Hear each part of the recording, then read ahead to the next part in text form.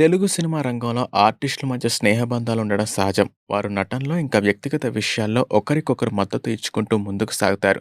దివంగత హాస్యనటుడు వేణుమాధవ్ కూడా అలాంటి స్నేహబంధాల్ని కొనసాగించారు. బ్రహ్మానందం, ఏవిఎస్, ఎంఎస్ నారాయణ వంటి స్టార్ కమెడియన్స్ అగ్రస్థానంలో ఉన్న సమయంలో వేణుమాధవ్ పరిశ్రమకు పరిచయమయ్యారు. వారి పోటీని తట్టుకుని నిలబడటం సులువు కానప్పటికీ వేణుమాధవ్ తనదైన స్టైల్లో నటన తీరు ఇంకా మేనరిజమ్స్తో హాస్యాన్ని పండించేవారు. ఆయన కామెడీ చూసేటప్పుడు ఆడియన్స్‌కి సహజంగా అనిపించేది. బలవంతంగా చేసినట్టు అనిపించేది కాదు. అందుకే ఆయన ఎక్కువ కాలం పాటు తన కెరియర్‌ని విజయవంతంగా కొనసాగించారు. 2019లో ఆయన అనారోగ్యంతో మరణించారు. వేణుమాధవ్ ఆయన కో ఆర్టిస్టులతో కూడా చాలా సన్నిహితంగా ఉండేవారని ఆయనతో పనిచేసిన చాలామంది చెప్తుంటారు.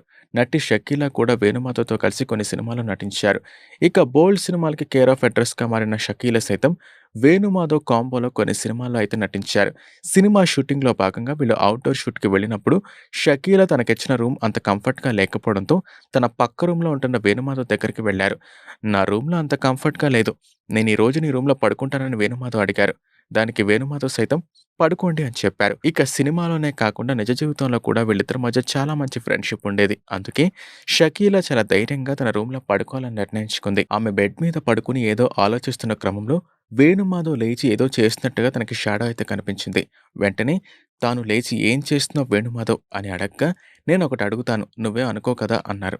"ఏమీ అనుకోను" అని చెప్పినప్పటికీ మనసులో మాత్రం ఏదో ఆయన అడుగుతారేమోనని చిన్న కలవరం అయితే మొదలైంది. మొత్తానికైతే వేణుమాధవ్ బెడ్ మధ్యలో దిండు పెడుతుంటే "అదంతా ఎందుకు" అని షకీలా అడిగారు. దాంతో వేణుమాధవ్ "నాకు ఫ్యామిలీ ఉంది.